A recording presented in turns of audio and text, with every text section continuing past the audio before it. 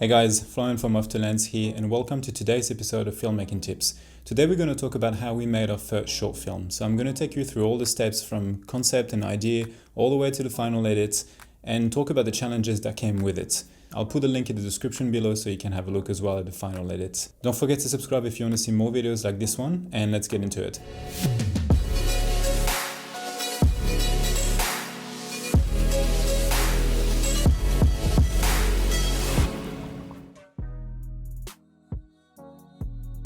So I'm going to take you through all the steps from concept and edit, pre-production, hiring actors, finding location, dealing with budget, renting gear. So about 2 years ago, I went to film school here in Sydney at Afters, and it was a positive experience, but the best part of it was meeting people that were into the same thing as I was, filmmaking. So at the end of the course, my two friends, Jack and Sam, and I decided that we should probably shoot something to put in practice what we've learned. So we started putting a few ideas and starting thinking about concept and how we could shoot it. So originally we just wanted to shoot. We didn't really have a specific idea of what. And as we started building it up, we realized that we probably actually should make it a proper short film. So we decided to go through themes and ideas, and we realized that we were all into the environment or protecting the environments. So we decided to use this theme, but in a different way, meaning that instead of showing how we were damaging the environment, we would show how the environment could fight back if it was its own entity, if you will. So we decided to split the short film into three parts: one outdoors, one in a swimming pool, and one indoors. So basically as a metaphor of going closer and closer into our own lives. So there were three of us, so Jack and Sam and myself. So we kind of split the duties between us. So for example, Sam was writing and producing. Jack, who worked in a rental company, had access to gear and was on the directing side and DP as well. And I was also co-DP and co-director. So we kind of, not that we had a scene each, but we kind of tried to work this way. There was three scenes, three of us, so we kind of took control on each scene separately. On set, we also had help for two of our friends that we met at school, Trudy and Nagita. So as you can see, it was a pretty small crew. So we didn't have a lot of money on this. We still wanted to look good, but we couldn't afford to spend like thousands of dollars. So I think we had a budget of $1,400 to $1,500, and we were lucky because Jack used to work in a rental company, so we had access to gear at a really reduced price, so that was awesome. But yeah, all in all, I think we spent $1,500. That includes everything from pre-production to the final edit. Pre-production was probably the biggest part of this project in terms of length and also the amount of work that went into it. So because Jack worked full-time at the time, we had to find ways to meet twice a week.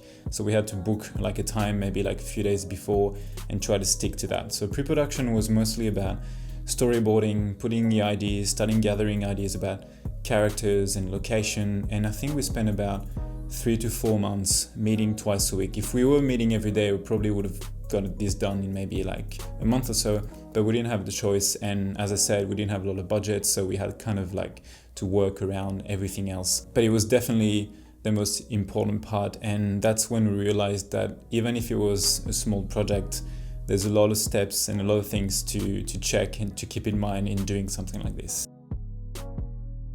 So as I mentioned, Jack used to work in a rental company, and we had access to lots of items at a very good price. I owned an Ursa Mini Pro Blackmagic at the time, so we decided to shoot on that. I also owned a few lenses, a couple of mics. So basically what we did is made a list of the things that I didn't have or that Jack didn't have, and just put a quote in. And I think all up we probably rented close to $1,000. Mainly we rented lenses, we've rented a mic, we've rented a couple of lights, we've rented some C-stands, light stands. We've also rented a monitor, some shoulder kits. We've also rented fog machine. And at the start we thought, okay, we'll just get a few pieces here or there. We ended up having so much gear that we needed 2 cars to carry it to the location, which when we started, we didn't think it would get to that point, but there's actually a lot of gear involved. As soon as you start having bigger lights and just pelicans everywhere. But it was fun. Gear is a very, fun part, unless you have to pay thousands of dollars for it. So location is very important, and that was something that we were kind of like scared of a little bit, because it's really hard, like you need permits and to do anything, especially here in Sydney. So when we started looking into it, we realized that maybe we should just shoot in someone's home. Jack had a house at the time, so we were like, okay, let's go and have a look, see if we make it work. It wasn't ideal, but we could have made it work. Luckily, my girlfriend's dad at the time had a house that he was renovating, and so there was no one in it for about 2 months. So we decided to shoot there, and it was great because he also had a swimming pool, because originally we wanted to shoot in a swimming pool and maybe shoot in a public swimming pool, and Sam asked around and it was possible, but we wanted to do it at nighttime as well. So nighttime in a swimming pool, it's kind of hard to find. Everything was closed, or you had to get special permits, and it would cost a lot of money. So that house had a swimming pool, and he had a perfect bedroom as well, and he had also land around and with like bush and stuff, so we could actually shoot all scenes in one place, which was amazing. Only problem is the house was supposed to be on sale just a few weeks after, so we kind of had to not rush but fast forward everything. So that was basically the first big challenge. Instead of having a few months to get ready, it ended up being like 3 weeks. So we had to rush things, and in the end we made it to the location on time and everything was ready, but that was kind of a bit stressful, and we had to change our meetings from twice a week to maybe like 3 or 4 times for the 2 or 3 weeks going to that point. Another great thing about having that house is we had control and flexibility, meaning that we didn't have to ask anyone or anything like to be able to put lights over there or stand over there, or it was very much our own space and we could just work around it, and that was very, very good, and it took a lot of pressure out of the whole project.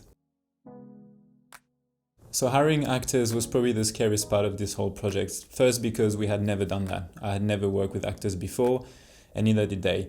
The second part is because we weren't paying. So what we did was put ads. So Sam was producing at the time, and he put ads on Facebook and also on the school's Facebook page. And I think like after like 2 or 3 weeks, maybe we had a few replies, actually quite a lot. I think we had like maybe 20 or 30 replies. And we decided to interview a few actors, and it took us maybe 2 or 3 weeks. Sam set up the interviews, and we went there, the 3 of us, asked questions about what they had done before, and we settled on 2 guys and 1 girl, which happened to fit what we wanted. Not to, like not all the criterias, but when you're not paying and you're on a tight deadline and budget, that's good enough. And it ended up being what we wanted and turned out really well. A younger person for the outdoors, an older person for the bedroom scene, and a girl younger for the swimming pool scene. And in the end, took us like a few weeks, and we got it done, and everyone was available for that day, and it went really well. So now let's get into the actual shoot. So we shoot the whole thing over 2 days on a weekend. So the outdoor scene was shot in the first morning, and the bedroom scene that same afternoon. The swimming pool scene, which required more preparation, was shot the next day at nighttime. So the whole shoot went very, very quick. It became quickly like stressful, and we were finding really hard to manage to keep an eye on production sheet and directing and DPing at the same time, and directing actors and making sure that everything was going as planned and we were not forgetting any of the shots. And I'm glad that we had Trudy and Nagita, which were very, very helpful in keeping us in track, because I don't think the 3 of us would have been able to manage this whole thing. And on top of that help, because we spent so much time in pre-production, there are things that we just knew by heart, so that was very, very helpful. That weekend was also extremely hot. I think it was about 38 degrees Celsius. So we were kind of like sweating, and with the lights and the cameras. Jack and I shot most of the project, like as in actually operating the camera and directing.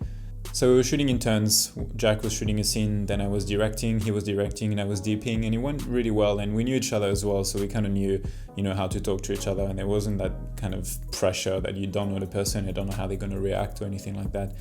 And I think the most people that we had on set was 6, which doesn't seem like a lot of people, but when you have personally to manage those 6 people and make sure that they're all right, then that they're fed, that they're drinking water, that everything is going well as well, that we got the scenes that we wanted, and then planning for the next scenes. And time goes really, really quick.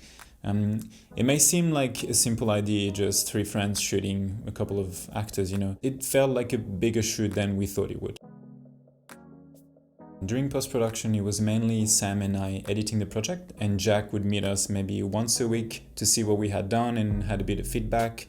Sam did most of the audio, and it wasn't really a hard edit in a way that because we had storyboarded everything, we basically had to pick the best scenes and what worked the best, but we didn't really have to think about how the edit would go. It was mostly about cutting and assembling, but not really. We had the idea and the story and the flow already, so that was easier in that way as opposed to starting a whole project from scratch and making something out of the footage.